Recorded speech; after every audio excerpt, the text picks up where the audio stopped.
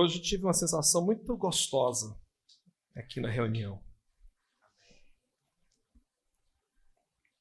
Uma coisa mais familiar. Tem dias que a gente sente as coisas tecnicamente interessantes. Tem dias que a gente sente as coisas tecnicamente equivocadas. Tem dias que a gente sente as coisas confusas.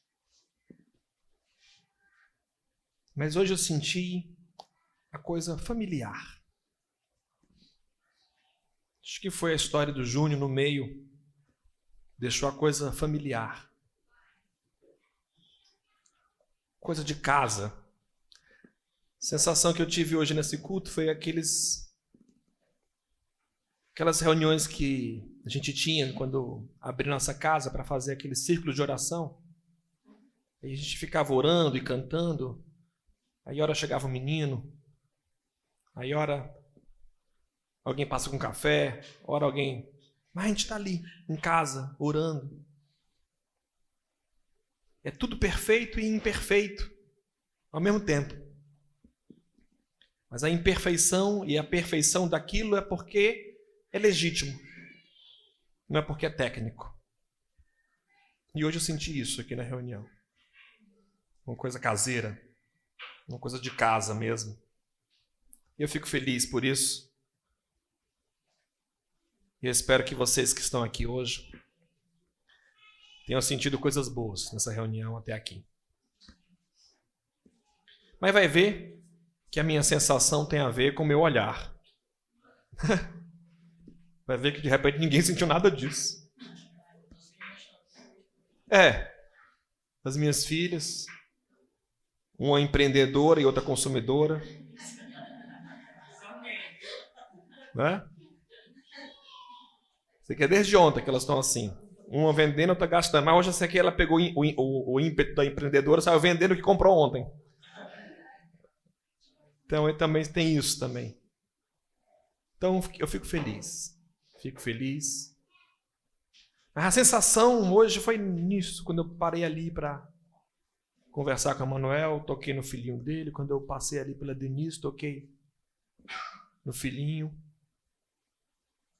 Uma coisa de casa mesmo. Que bom. Hoje nós vamos avançar em um entendimento muito importante, que não é novo. Quem me acompanha há mais tempo já me ouviu falar sobre essas coisas. Quem não, talvez vá ouvir algumas coisas pela primeira vez. Mas o discurso que a gente vinha fazendo sobre o pecado nos leva a uma pergunta fundamental. Porque na última reunião nós falamos de que o pecado é uma coisa grave.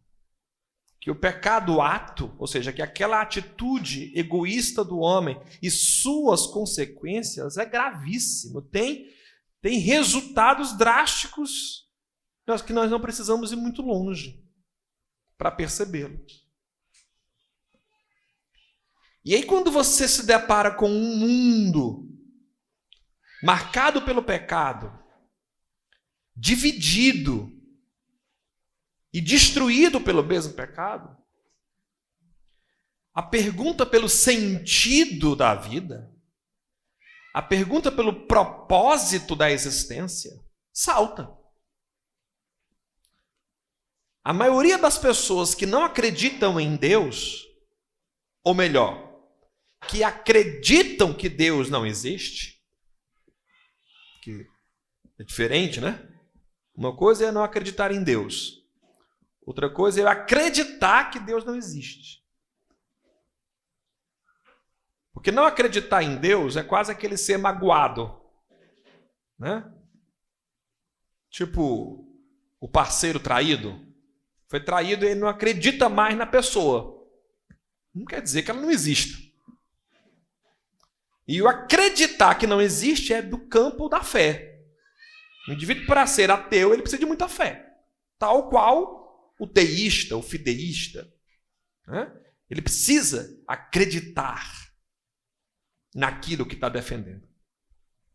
Mas a maioria dos discursos ateístas usam justamente as consequências do pecado para afirmar o seu ateísmo.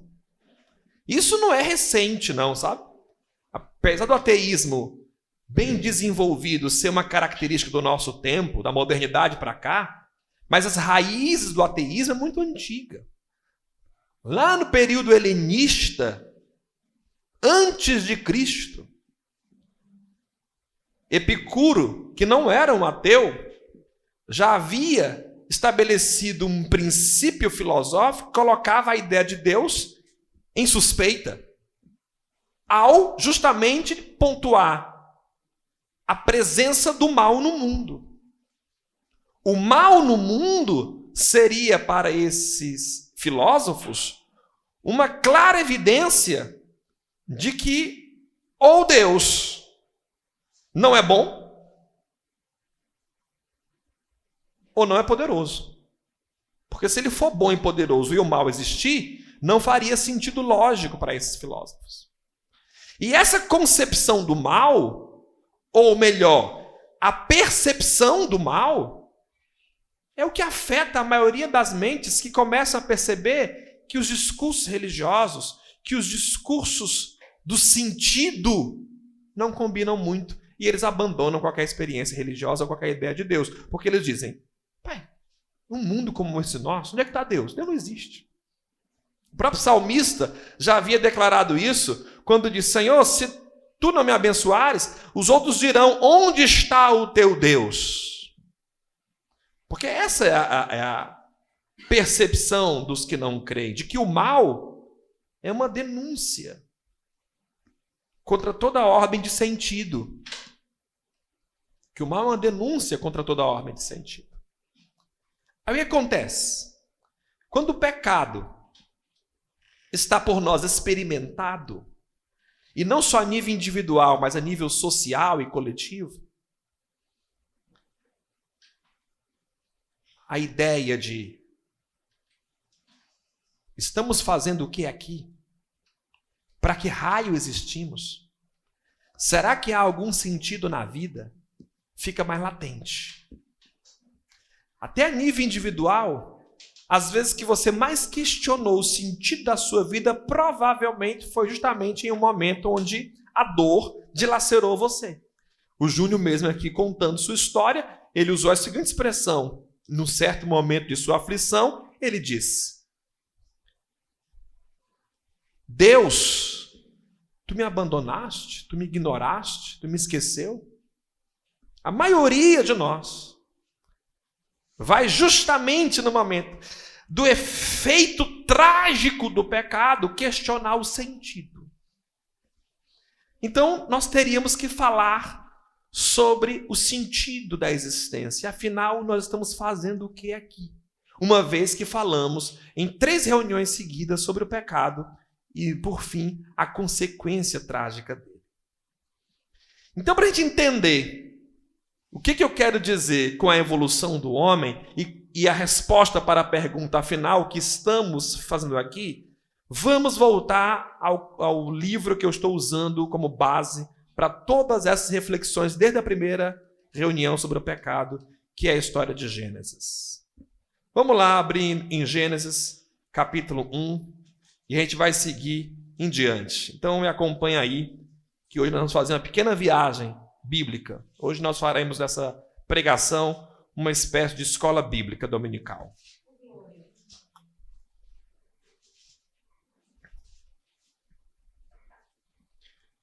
Qual o sentido da existência? Afinal, o que estamos fazendo aqui?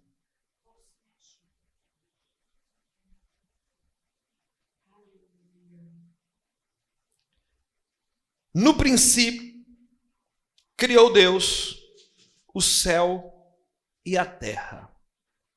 E a terra estava vazia e vaga. As trevas cobriam o abismo e o sopro de Deus agitava a superfície das águas. Deus disse então: haja luz, e houve luz. E Deus viu que a luz era boa, e Deus separou a luz e as trevas. Deus chamou a luz dia e as trevas noite. Houve uma tarde e uma manhã, primeiro dia. Deus disse depois: haja um firmamento no meio das águas, e que ela separe as águas das águas, e assim se fez. Deus fez o firmamento que separou as águas que estão sob o firmamento das águas que estão acima do firmamento. E Deus chamou o firmamento céu, e houve uma tarde e uma manhã do segundo dia. E assim segue-se o texto. Primeira coisa que eu quero que vocês percebam nesse texto: Gênesis é chamado de o livro das origens. É o livro que, com seu discurso mítico, porque Gênesis capítulo 1 até o capítulo 11 tem como modalidade discursiva o mito. Isso quer dizer que os autores desse texto não estavam preocupados em relatar detalhes históricos, mas explicar, por meio de um discurso, a origem das coisas. E como nós cremos que de alguma maneira o Espírito conduziu os escritores para nos trazer alguma informação sobre o todo, olhar para esse texto é fazer a gente entender como se deu o processo, o que está presente na criação. E aí, se a gente entender isso, talvez a gente consiga responder qual é o propósito da existência e, afinal, nós, homens, estamos fazendo o que aqui? E a primeira coisa que o texto nos mostra é que Deus, e aí, evidentemente, o texto não vai começar pondo nenhuma dúvida a respeito da existência de Deus. Haverá um tempo futuro onde eu vou falar aqui sobre essa questão da dúvida, da descrença, da falta de fé, como ela surgiu no homem. Mas, num primeiro momento, a gente já parte da plena certeza de que Deus é, de que Deus existe. Essa é a base fundamental de todo o discurso bíblico. Deus é.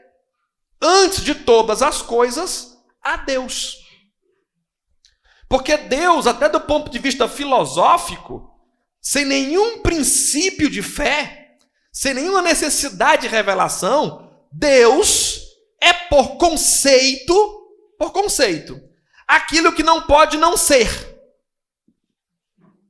Ou seja, Deus é aquilo que não sofre variação, que não tem começo e nem fim, que não sofre nenhum tipo de oscilação. Deus é pleno, absoluto. E partindo dessa ideia, esse ser absoluto é a causa de todas as coisas que existem. Porque, do contrário, não era possível que qualquer coisa viesse a existir. Isso filosoficamente. A coisa existe porque aquilo que deu a origem a ela é eterno. Ou seja, esse copo aqui existe porque existe uma coisa anterior a ela, que garante a essência dela. A matéria pela qual esse copo foi feito e os outros elementos é a garantia da existência dele. Essa matéria, ou ela é eterna, ou então alguma coisa anterior a ela tem que ser eterna. Porque a coisa que dá origem a tudo necessariamente tem que ser eterna. Você entende isso? Necessariamente. Não tem como aquilo que não é eterno criar alguma coisa, fazer surgir alguma coisa. Porque se houve um tempo onde não havia nada, então nada haveria. Vocês conseguem entender isso? Se houve um tempo onde não houve nada, então nada haveria, porque do nada, nada vem. O nada, nada produz. Se não havia nada, não haveria nada. Mas é fato que existem as coisas. As coisas estão aqui. Perecíveis, mutantes, mas elas estão aqui. E se elas estão aqui, a existência delas pede uma origem. Pede uma origem. E essa origem não pode ser perecível. Essa origem não pode ser iniciada em algum momento, porque se fosse iniciada em algum momento, vou repetir de novo, necessitaria que aquilo que a iniciou a antecedesse. E se a gente ficasse nessa paranoia de ficar perguntando, então quem foi o pai de quê? Quem foi o pai de quê? Quem foi o pai de quê? Não acabaria em lugar algum essa pergunta. Pois é, essa famosa brincadeirinha que a gente tem na infância, faz com que, inclusive, quando a gente está falando de Deus em alguns lugares, as crianças muito pequenininhas, e não só as pequenininhas, muitos adultos já perguntam, tá bom, professor, mas então quem é o pai de Deus? Porque pela lógica, alguém tem que criar. Pois é, pela lógica, alguém tem que criar. A menos que a primeira coisa que tenha sido criadora seja eterna. E isso é lógico. Não precisa de fé. Então Deus não é somente uma questão de fé.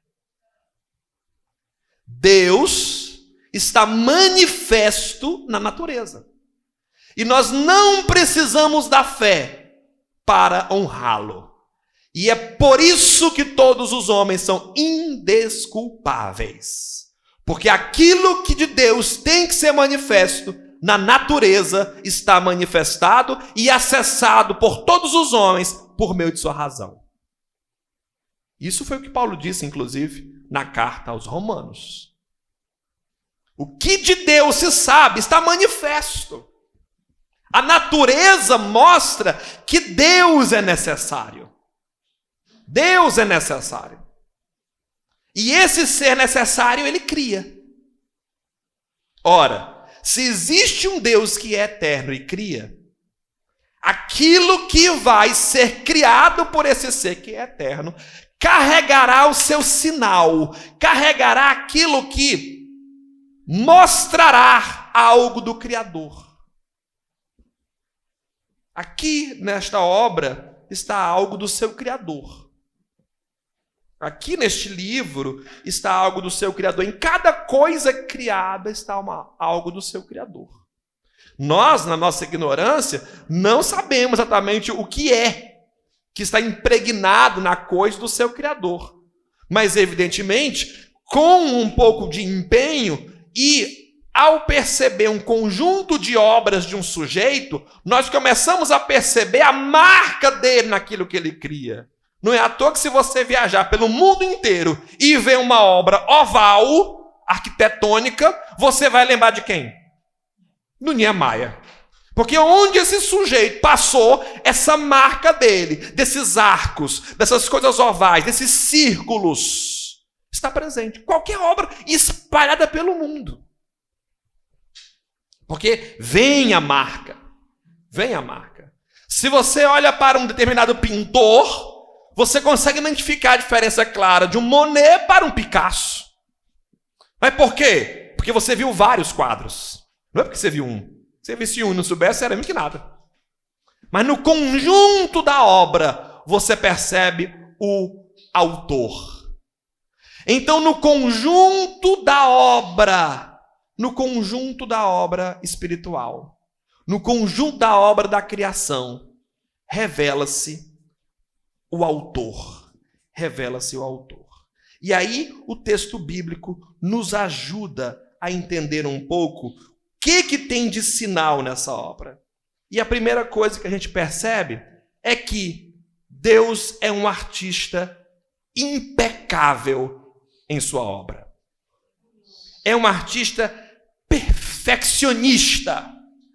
É um artista que não falha, que não tem uma mão pesada, que não se equivoque em nenhum dos seus traços, de maneira que a contradição que aparentemente existe entre os vários fenômenos da criação, ela só existe na mente do sujeito pecador.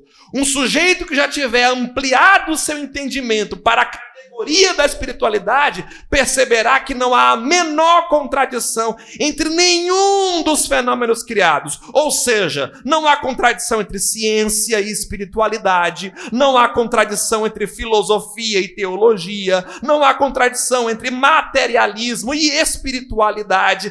Tudo que existe faz parte de uma única realidade marcada pelo mesmo autor. Somos nós, em nossa deficiência, por causa do pecado, que não percebemos. Mas está lá. Então, só religioso, bitolado, meio doido, e mais conectado ao pecado do que propriamente à revelação, é que não percebe. Aí ele fica fazendo essa dicotomia entre o sagrado e o profano, entre o científico e o religioso. São verdadeiros esquizofrênicos na existência. É o pobre do menino que na sala de aula de ciência vai ter que dizer junto com o professor e aprender a teoria da evolução. E na igreja vai ter que aprender o criacionismo do professor de escola dominical. Aí o menino na igreja é uma cor, na escola é outra. Dependendo de como seja esse menino, uma hora ele vai demonizar a ciência. Se ele for uma pessoa da linha Damares, ele vai demonizar a ciência. Ele vai dizer que tudo isso aí é o diabo. O diabo que ensinou as crianças a se desviar de Deus, porque era para pensar desde o começo a Bíblia nas escolas. Isso é uma linha dicotômica, uma linha de que a Bíblia é um livro de todos os saberes para esse tipo de gente. E todos os outros saberes não servem, só serve esse. Como se Deus estivesse apenas com uma parte da criação, com a parte da obra. Quem começa a entender as coisas, vai vendo aquilo que eu iniciei esta reunião falando, que toda vida que eu piso naquela terra molhada, eu estou diante do mar. Mesmo que o mar esteja a quilômetros de mim, porque aquilo foi banhado por ele. Eu estou na área dele, num campo marcado por ele. E aí, quando a gente olha para esse texto, nós identificamos claramente um processo evolutivo no texto de Gênesis. Quase que a mesma estrutura científica que depois vai ser confundida com o ateísmo milênios depois deste mito, deste registro. A primeira coisa que Deus faz é o que a gente pode chamar de cosmo. Deus, então, criou o céu e a terra. O que é isso? É o cosmo. Deus criou o cosmo. E na medida que ele vai descrevendo o cosmo, ou a origem do cosmo, ele chega lá no verso 9 e diz assim, que as águas que estão sob o céu se reúnam num só lugar e que apareça o continente. E assim se fez. Deus chamou o continente terra e a massa das águas mares. E viu Deus que era bom. E perceba que a cada passo dessa criação vem um carimbo. Disse Deus que era bom. Está tudo certo. Não tem falha nenhuma no processo. Está certo. Aí olha o 11. Deus disse que a terra verdeje de verdura, ervas que deem semente e árvores frutíferas que deem sobre a terra, segundo a sua espécie, frutos contendo sua semente, e assim se fez. Ou seja, do cosmo, do início da criação, passa-se para um próximo momento da criação, que é a biogênese, a origem da bios, da vida. Cosmo, bios. Os animais, as plantas.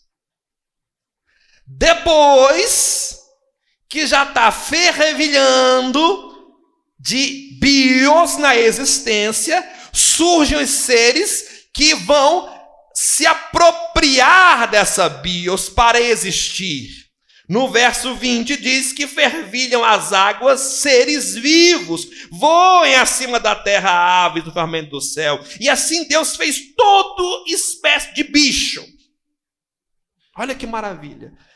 A biogênese vai gerando uma vida animal, uma vida que tem movimento, ação e reação. Seres que conseguem adaptar-se ao meio. Seres que conseguem construir sua própria forma de viver.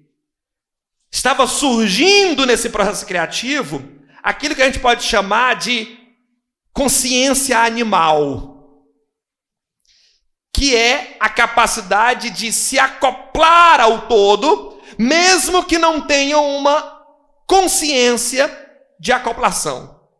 Ele sabe lidar com as situações, mesmo que não seja sofisticada a sua consciência. Mas basta que você assista o Discovery, que você vai perceber essa inteligência animal. Capacidade de se esconder, de fugir, de se organizar, de se proteger. Veja, cosmo, bios, inteligência animal. O que está acontecendo aqui, gente? É uma clara estrutura sistemática, é um claro modelo, onde Deus está criando uma coisa de um ponto, indo para o outro. Aí, o verso 24. Depois que Deus criou toda essa espécie de bicho, e toda espécie de bicho mesmo, né? Eu fico impressionado quando eu assisto esses programas. Porque Deus é um artista magnífico. Ele é capaz de criar uma estrutura como uma girafa e uma bactéria. Um porco-espinho, um gambá, uma baleia, uns peixes dos mais esquisitos que você possa imaginar nas profundezas. É um negócio impressionante. A diversidade. E o H1N1. E o H1N1. Só que no 26 acontece algo impressionante. Olha o 26. Deus disse: façamos o homem à nossa imagem, como nossa semelhança. Perceba que até aí a criação toda estava sendo automatizada por uma estrutura material. O cosmo, a bios e a inteligência animal obedeceria uma espécie de estrutura automática da criação. Uma certa ordenação, uma certa lei, que fazia com que até aquele animal que consegue agir e reagir, repetisse esses processos de ação e reação constantemente.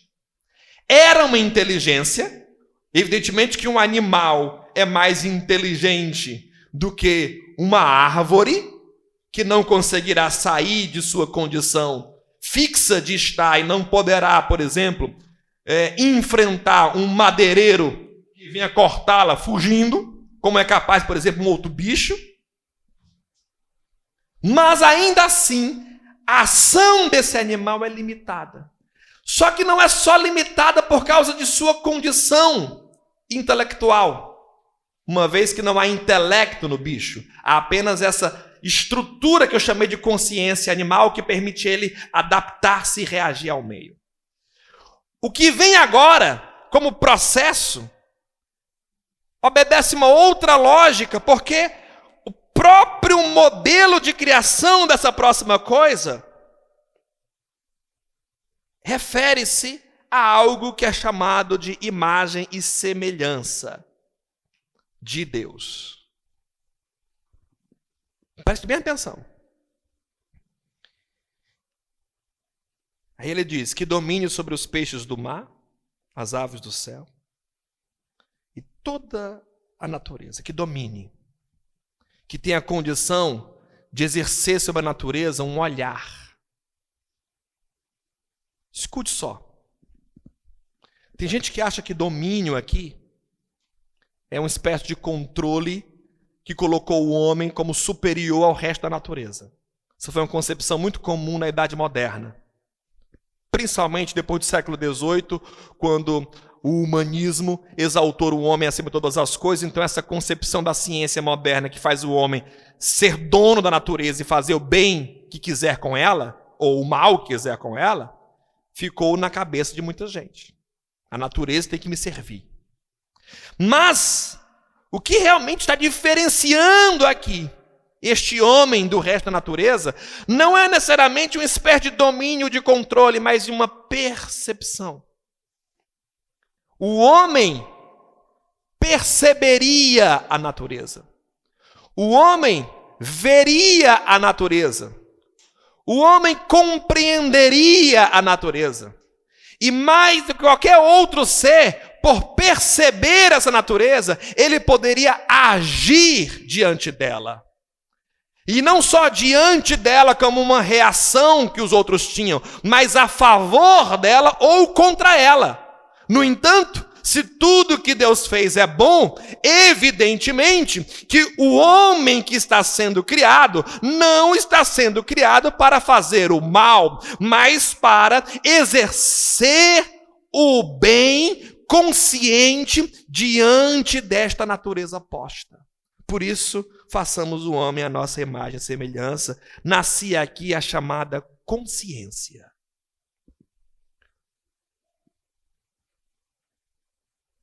O homem nascia. Mas o próprio homem que nascia como consciência aqui, e que ele surge como unidade e diversidade, homem e mulher, o verso 27 diz. Do 28 em diante, mostra claramente como é que é este reino da consciência humana. O reino da consciência humana mostra que o homem iria ser uno, irmanado com a natureza. Ele seria fecundo, ia se multiplicar, ia encher a terra, ia saber controlar as diversas dinâmicas da natureza.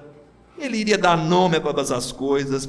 Era um verdadeiro paraíso, onde uma consciência estava gestando o mundo. Ora, preste bem atenção. Deus é o criador do cosmo, da bios e do antropo, do homem. Deus vai criando o cosmo, Deus vai criando a bios, Deus cria o homem. Se a gente transitar isso por linguagem científica, tudo começa lá nas poeiras cósmicas, vai sofrendo processos evolutivos até se organizar em estruturas cósmicas, até indo produzindo planetas, nesses planetas surgindo a vida, e a vida dando origem ao homem. É a mesma coisa. É a mesma coisa. Não tem nada errado. Está tudo certo. Só que um está usando um discurso mítico e o outro um discurso descritivo fenomenológico. Mas nenhum dos dois está errado. São só discursos para a mesma coisa. Um diz quem e o outro diz como. Ora, só que este homem que é criado como ser consciente. Então o que Deus cria quando cria um homem é uma consciência. Escute isso que eu estou lhe dizendo. O que Deus cria quando cria o homem é uma consciência. E o que é uma consciência? É uma percepção que percebe a si. Preste atenção. Porque os animais têm percepção do perigo, por exemplo. Mas eles não têm percepção que tem percepção do perigo. Entende isso? O animal, ele não faz a reflexão, ele não retorna a si. Ele tem uma reação perceptiva às coisas, mas ele não faz retorno. E por não fazer retorno, ele não é criativo. Ou seja, ele não inventa, ele não produz, ele não faz arte. Isso aqui, ó, arte. Por mais sofisticado que possa ser um dos nossos ancestrais primatas, não chega aqui enquanto a consciência, que tem consciência, ou seja, aquilo que a ciência recente chama de Homo sapiens sapiens. A gente aprendeu lá na infância só até o Homo sapiens, lembra disso? Era só até o Homo sapiens. Né? Se você continuar estudando, que eu espero que sim, você já percebeu que já passou. Acabou, meu. Agora é Homo sapiens sapiens. Porque na verdade não é só o homem que sabe, é o homem que sabe que sabe. É o homem que tem percepção de ciência. É o homem, portanto, que cria. Então, quando Deus cria uma consciência, Ele está criando um homem que sabe que sabe. Porque só um homem que sabe, só uma consciência cria. Então, quando Ele diz, façamos um homem conforme a nossa imagem e semelhança, Ele está dizendo, façamos um criador. Façamos um criador. Porque só criadores poderão realmente se encantar com a obra criada. Preste atenção no que eu vou lhe dizer agora. Tudo que Deus fez, até o homem, foi bom e magnífico, mas só Ele podia dizer. Ele fez o cosmo. Que magnífico é o cosmo. Aí Ele dizia, que magnífico é o cosmo. Mas o cosmo não dizia nada de si mesmo. O cosmo não olhava para si e dizia, como realmente eu sou magnífico. Como é fabuloso os buracos negros do universo. Não, era Deus dizendo do cosmo, e o cosmo como um sepulcro, como um silêncio, que nada dizia. Mesmo o animal mais sofisticado, que reagia, não tinha percepção. O cachorro mais familiar, mais caseiro, aquele que você trata como filho, não tem percepções de si. Você sabe que ele é o filhinho amado da casa, mas ele não. Ele não. Ele ainda continua reagindo ao seu carinho. No dia que você trocar o carinho por outra coisa, ele modifica toda a sua lógica de existência. Querendo sua migalha. É verdade. Por quê? Porque não há. Ou seja, agora transforme isso para arte. Eu tenho certeza que, tirando o aspecto capitalista, um artista, quando faz algo assim, sabe, publicitário, estruturado assim, o seu encanto vai ser quando alguém olhar e disser, puxa, porque do contrário, em algum momento, ficaria estranho, era muita beleza para só ele ver. A obra criada não falaria a ele. Eu tenho certeza, existe uma história aqui que se conta que a Michelangelo e todos aqueles artistas que construíram a Roma do Vaticano, estruturaram todas aquelas obras, a perfeição desta obra é que ela falasse. Faltava ela falar. Pois é, faltava a obra falar. Faltava a obra dizer, eu sou belo. De fato, é magnífico a existência. Faltava a obra isso. Por isso Deus disse, façamos o homem a nossa imagem e semelhança, para que ele olhe e ele diga, isto é bom. Deus criou uma consciência, para que essa consciência percebesse a beleza. Enquanto eu estava, meus irmãos, lá naquela areia, vocês não têm ideia do fenômeno espiritual que aconteceu comigo. A Bianca ficou sentada numa barraquinha, que era um lugar abandonado. Não teve coragem de andar, porque ela disse, não, isso é muito longe, não vou não. Ficou lá sentada.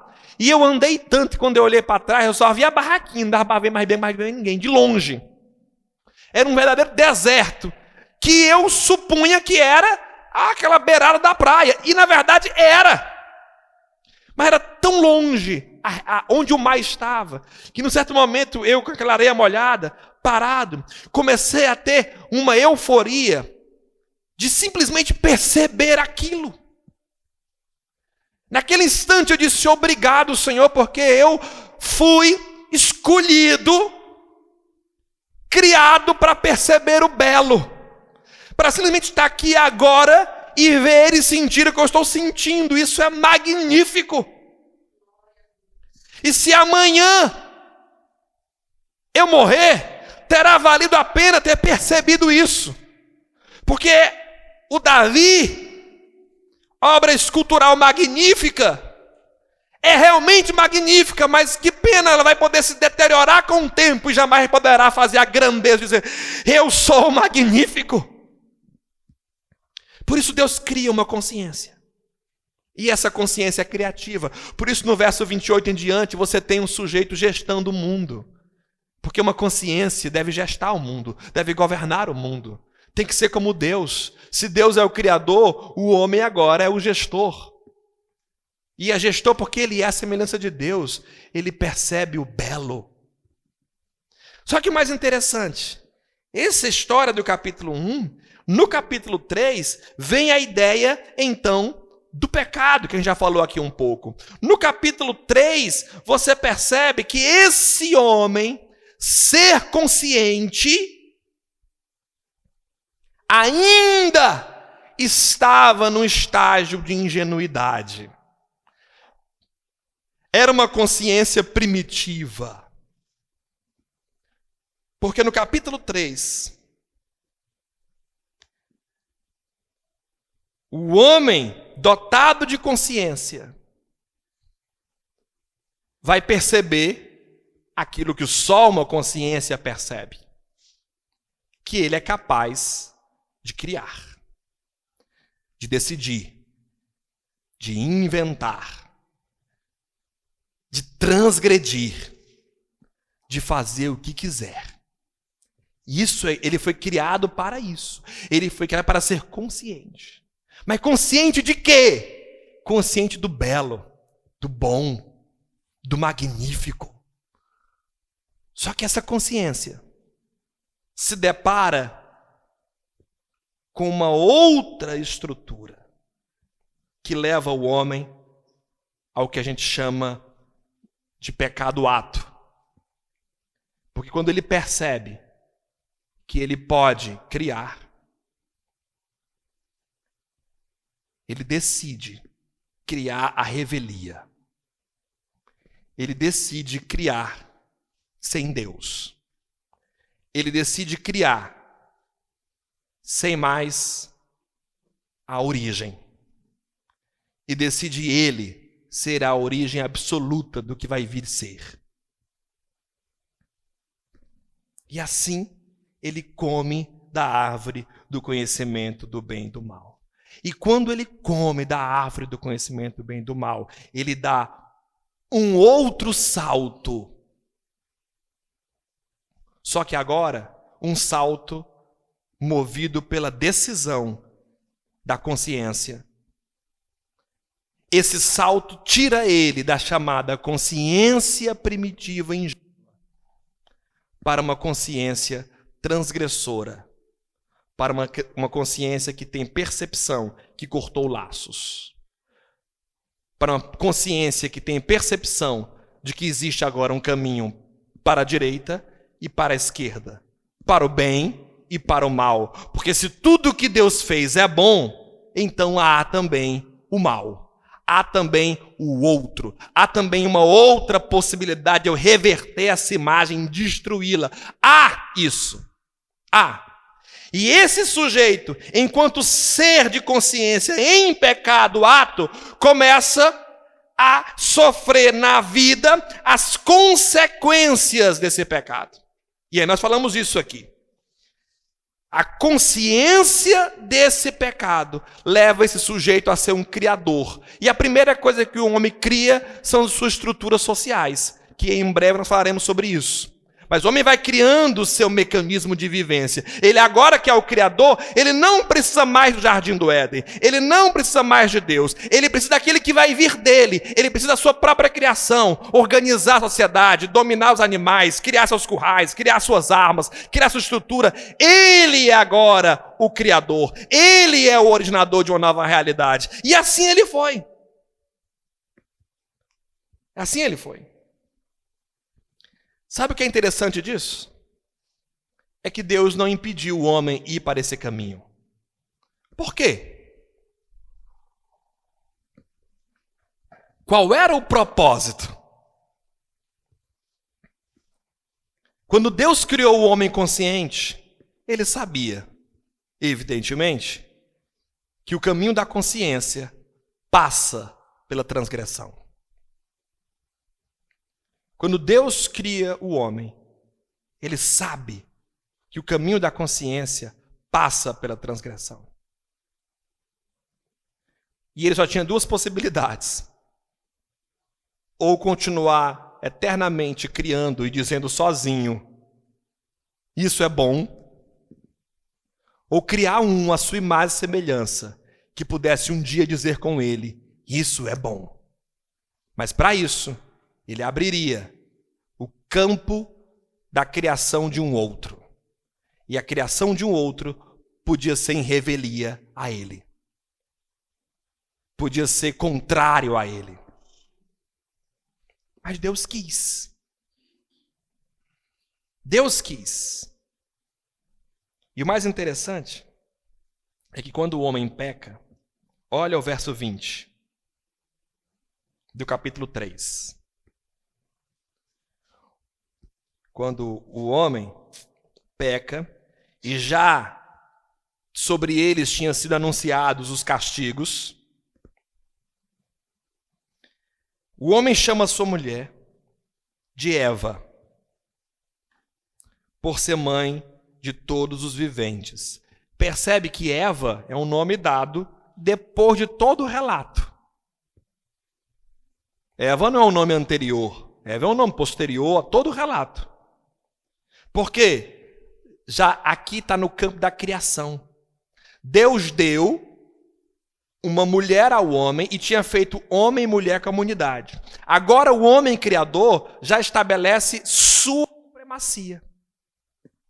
Isso já é invenção do homem. Isso já é o homem criador.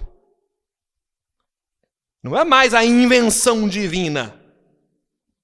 A invenção divina é a consciência, que evidentemente permeia e permite tudo isso. Mas agora nós estamos no campo da criação do homem. E o homem cria uma estrutura aonde ele se coloca como superior e a mulher fica aí na condição de lhe dar os filhos.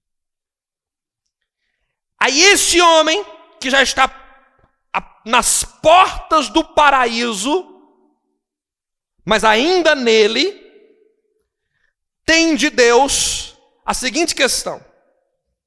Deus fez para o homem e sua mulher túnicas de pele e os vestiu. Nós lembramos que quando o homem salta para a consciência transgressora, ou para a consciência criativa sem criador, podemos chamar assim, consciência criativa sem criador, ou seja, eu vou criar ignorando que tem um criador. Eu sou agora o criador. Esse sujeito tinha atrelado a si folhas para cobrir sua nudez, que ele tinha percebido sem nenhuma vinculação de culpa, porque Deus não havia culpabilizado a nudez do homem em nenhum momento. Perceba, quando o homem tem culpa em relação à nudez, quando o homem se cobre com as suas plantinhas, era ele inventando a sua culpa, era ele inventando sua religião, não foi projeto de Deus nesse sentido, não foi ideia de Deus, aí era a consciência transgressora, criadora, inventando para si meios de viver. Mas aí Deus, já ali naqueles finalmente do Jardim do Éden, veste o homem com pele. Sabe o que quer dizer isso? Vocês não podem se vestir daquilo que vocês não são.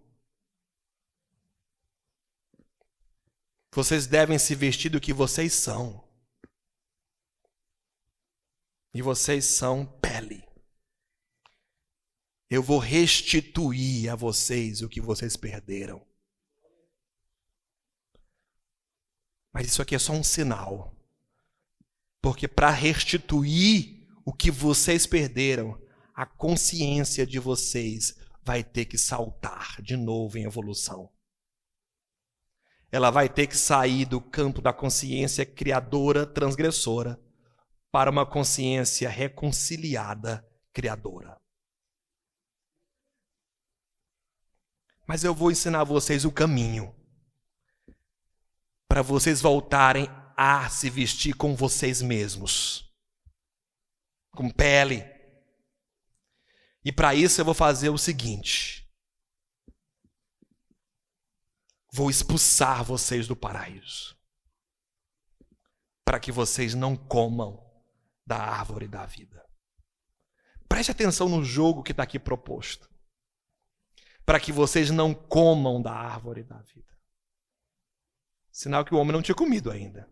Ou não tinha comido depois de estar no estágio de consciência transgressora.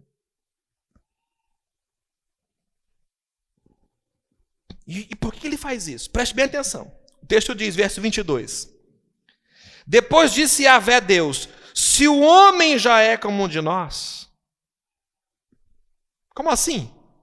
Criador. Versado no bem e no mal. Ele já sabe exatamente que é capaz de criar o bem e capaz de criar o mal. Ele já sabe disso. Que agora ele não estenda a mão e colha também da árvore da vida e coma e viva para sempre. O que está acontecendo aqui? Você vai entender esse texto depois que ler a Bíblia toda. Como sem presunção nenhuma, eu já li algumas vezes, eu posso antecipar um spoiler. Essa árvore da vida volta a cena em Apocalipse. E detalhe, para que os homens comam. A mesma árvore que está sendo proibida de ser comida é aberta no cenário final a todos os povos da terra para que comam dela e vivam. Então, por que raios o povo do Adão não comeu? Ele foi impedido de comer para essa árvore voltar no final.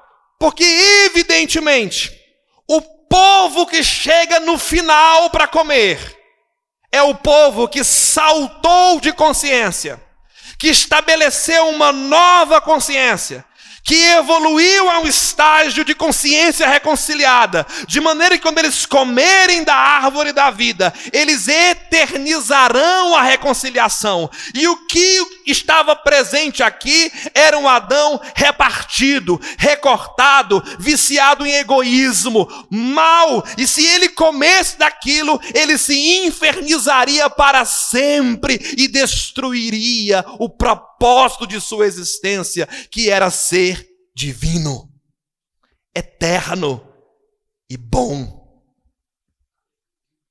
Aí Deus diz: vai embora e só volte quando você evoluir, quando você crescer, quando você aprender.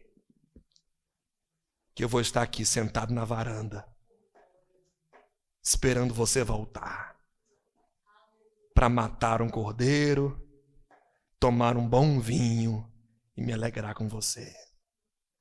Mas você vai até o dia de voltar. Porque eu criei você para voltar para casa. Eu criei você para voltar para casa. E aí ele expulsou o homem, colocou querubins. E o mais interessante é que o texto começa situando o jardim no tempo e no espaço. Os rios que a Bíblia fala são rios reais.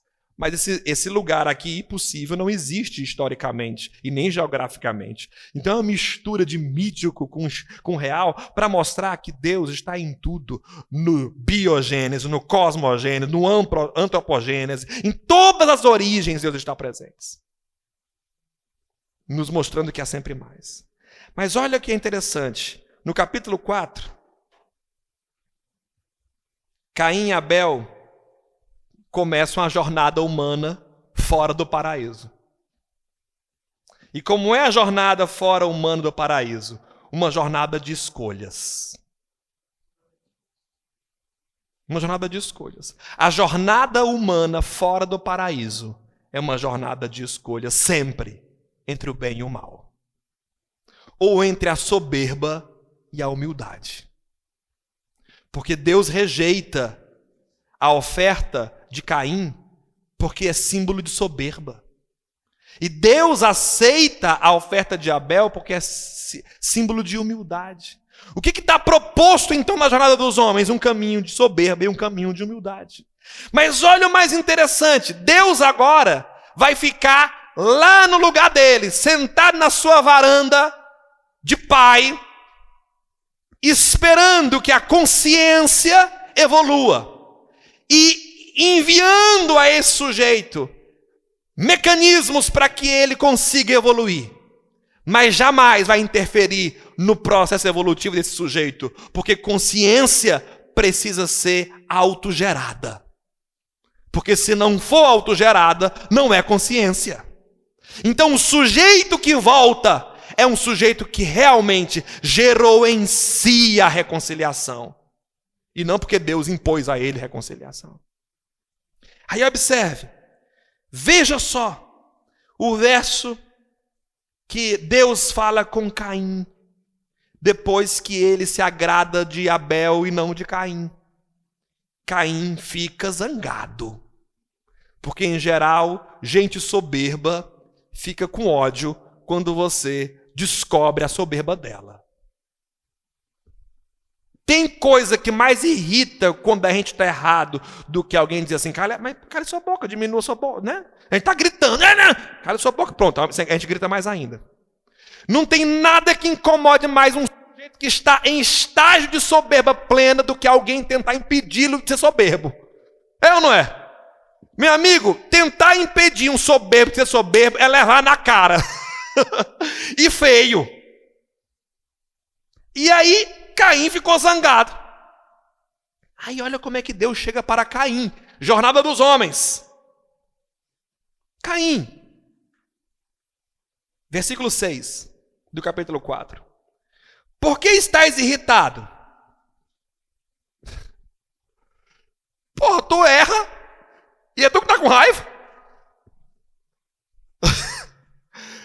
E a gente sabe que é assim que funciona. É tu que está errado, meu irmão.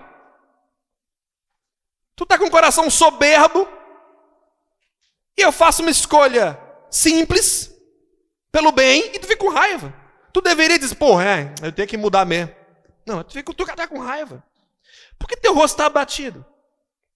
Se tu estivesses bem disposto, tu não levantarias a cabeça? Se tu realmente estivesse com o bem, era assim que tu se comportaria? Escute Deus falando com os homens agora, fazendo sua jornada. Se tu realmente estivesse certo, os frutos da tua decisão seriam esses. Há por acaso chance de você estar certo quando você está mentindo? Quando você está agredindo? Quando você está ferindo? Quando você está acolhendo no seu coração toda trapaça? Por que tu está assim? Mas, se tu não estás bem disposto, preste atenção nisso, meus irmãos. O pecado está à tua porta e cabe a você dominá-lo. Eis o caminho dos homens. Ou você domina o pecado e salta para uma consciência superior, ou o pecado lhe domina e você se inferioriza cada vez mais na condição de ser. Cabe você dominar o pecado. Está proposto o caminho. Ou você segue pelo pecado, ou você segue pela humildade. A gente sabe qual foi a decisão dos homens e a gente sabe qual foi a nossa. A gente escolheu o pecado. Não foi Adão que escolheu o pecado. Não foi Caim que escolheu o pecado. Foi eu e você. Todos nós. Você sabe que você escolhe o pecado. Mas sabe o que é magnífico? De novo. Vocês me perdoem que eu sei que a pregação está extensa, mas é porque ela é revelação da mais alta qualidade. Sabe o que é de novo que acontece no capítulo 4? Já na jornada dos homens, agora fora do paraíso, porque aquela que Deus vestiu o homem de pele. Ou seja, dizendo a ele, você tem que usar aquilo que lhe é próprio. Você não pode ficar usando folhas, porque você não é isto. Você tem que voltar a ser você, estar em harmonia com você. Mas eu vou fazer você sair daqui para que você se encontre e salte. Agora de novo, já na jornada dos homens, Deus chega para Caim. Depois que Caim então escolhe o caminho do pecado, vai e mata seu irmão. Mata. O que Caim faz? Ele, em vez de perceber o pecado que estava rodeando o seu interior, ele se enche de toda soberba e mata aquele que lhe denuncia. Repita de novo a fé, cá, Júnior. Repita de novo a frase. Olhando para o povo. Qual é a frase? A pior derrota que existe é quando você finge que está ganhando, quando você está perdendo. Pronto. O que Caim fez, meu irmão? Fingiu que estava ganhando, ele estava perdendo. Deus já tinha dito para ele: teu coração está cheio de mágoa, tu está todo errado, cara. Mas o cara, em vez de perceber que ele está todo errado, ele finge que está ganhando e mata seu irmão, porque o seu irmão era a denúncia de que ele estava fracassado. E aí ele mata seu irmão para permanecer ali, vitorioso. Só que não. E aí o que acontece? Quando ele percebe o que fez, aí ele vai em Deus. Estou ferrado. Porque agora as consequências disso serão altíssimas. Minha culpa é muito pesada para suportá-la, ele diz, no verso 13. Serei um fugitivo para o resto da minha existência. E onde eu chegar, alguém vai me matar. Sabe por quê? Porque o homem já tinha percebido que o caminho da desgraça gera desgraça. Que o caminho do mal gera mal. Então ele sabia que agora a consequência de seu ato seria um desenrolar de atos malignos que atingiria ele, em última instância. Aí olha o que Yahvé faz. Sabe por que ele faz isso? Por causa do propósito. E qual é o propósito? A evolução do homem. A evolução do homem para quê? Para possuir uma consciência reconciliada. Aí Deus faz mais uma coisa no processo. Ele chega para Caim e diz: se preocupe não, Caim. Quem matar Caim será vingado 7 vezes. Deus protege Caim. Por quê? Porque Deus protege Adão. Porque Deus protege você. Porque Deus protege a mim. E para que Ele protege pecadores como nós? Para que a gente volte para casa depois de conseguir ter uma consciência reconciliada. Se Adão fica no paraíso, não conseguiria voltar. Se Caim morre, não conseguiria voltar. Aí Deus, olha só, coloca um sinal sobre Caim, para que ninguém que o encontre o mate. Sabe qual é esse sinal? E antes de haver mundo, houve cruz. E antes de houver qualquer coisa, antes do cosmo, antes da cosmogênese, houve a cristogênese, pois Cristo é o primeiro de todos para garantir o caminho de volta para casa. Jesus é a garantia que a gente tem como voltar. E Caim estava marcado pela graça. A marca de Caim é a marca da graça. E aí, tem muita coisa que nas pregações seguintes eu vou ainda falar com vocês. Mas eu quero concluir essa indo com vocês até Efésios.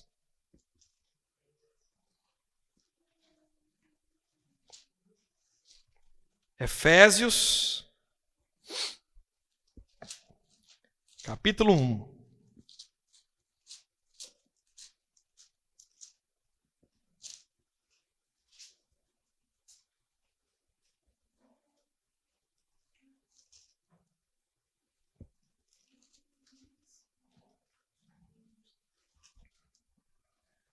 Preste bem atenção, porque eu vou terminar essa pregação deixando a palavra falar.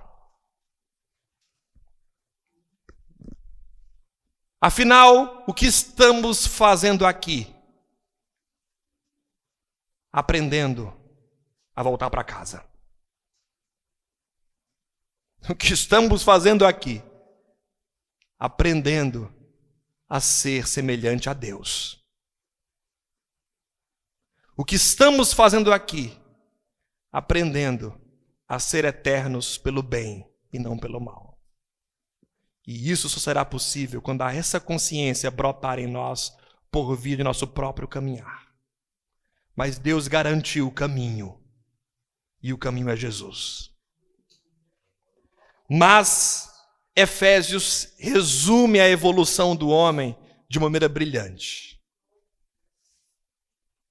Verso 3. Bendito seja o Deus e Pai de nosso Senhor Jesus Cristo, que nos abençoou com toda a sorte de bênçãos espirituais nos céus em Cristo. Porque Ele já tinha abençoado toda a nossa existência antes de todo o processo, para garantir o retorno. Nele, nos escolheu antes da fundação do mundo. Para quê? O que estamos fazendo aqui? Para quê? Para sermos santos. Sabe o que é ser santo? É não misturado. É estar vestido de pele e não de folha. É não misturado. Para sermos santos e irrepreensíveis. Sabe o que é irrepreensível? É que não transita entre o bem e o mal numa oscilação constante. É que é o que é. Irrepreensível. Diante dele, no amor. Porque só dá para ser irrepreensível se for no amor. Porque do contrário seria inferno. E o inferno por si mesmo se destrói. Ele nos predestinou para sermos seus filhos adotivos por Jesus Cristo, porque o que Deus quer conosco é uma relação pai e filho, consciência para consciência. Conforme o beneplácito de sua vontade para louvor de sua glória e de sua graça, com o qual ele nos agraciou no amado. E é pelo sangue deste que temos a redenção, a remissão dos pecados, segundo a riqueza de sua graça, que ele derramou profusamente sobre nós, infundindo-nos toda a sabedoria e inteligência, dando-nos a conhecer os mistérios de sua vontade, conforme decisão prévia que lhe aprouve tomar. O propósito de Deus é que você tenha consciência dele plena, para levar a tempo a sua plenitude, a de em Cristo encabeçar todas as coisas, as que estão no céu e as que estão na terra, porque Deus está fazendo e irá fazer convergir nele todas as coisas.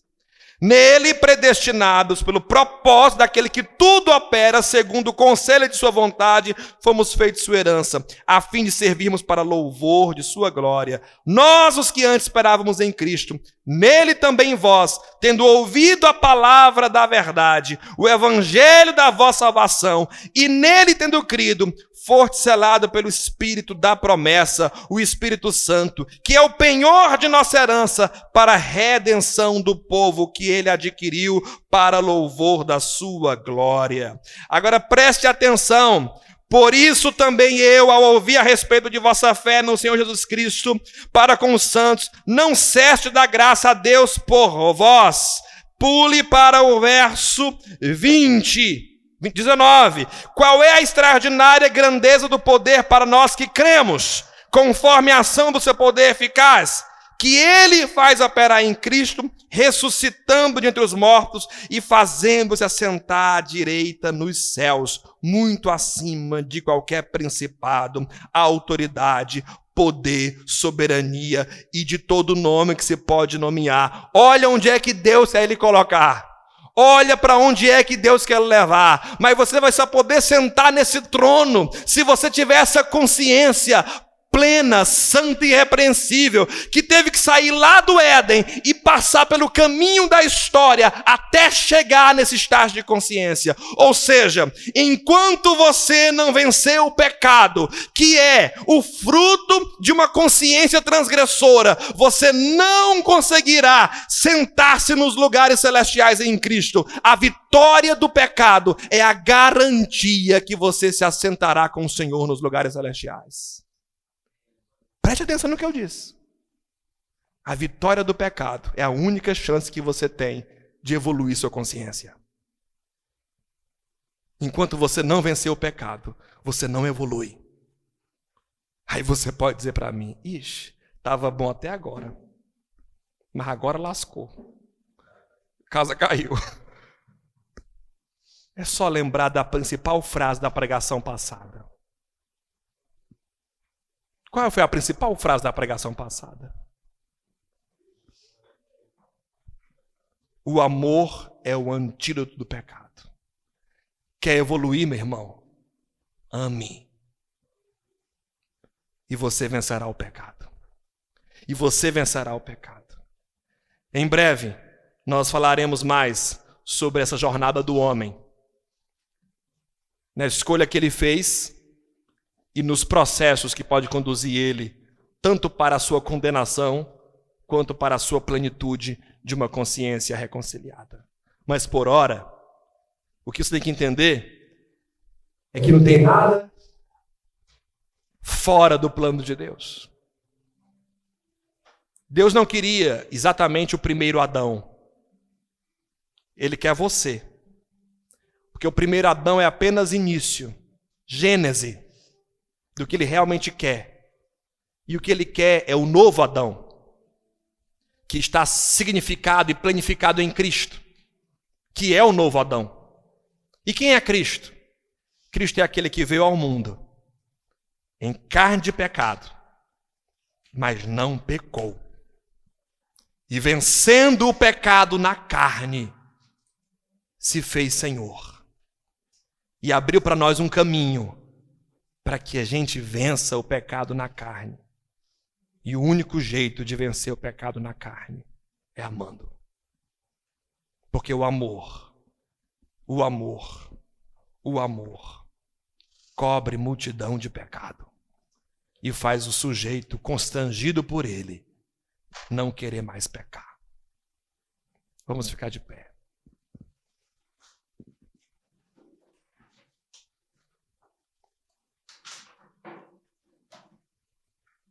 Feche seus olhos.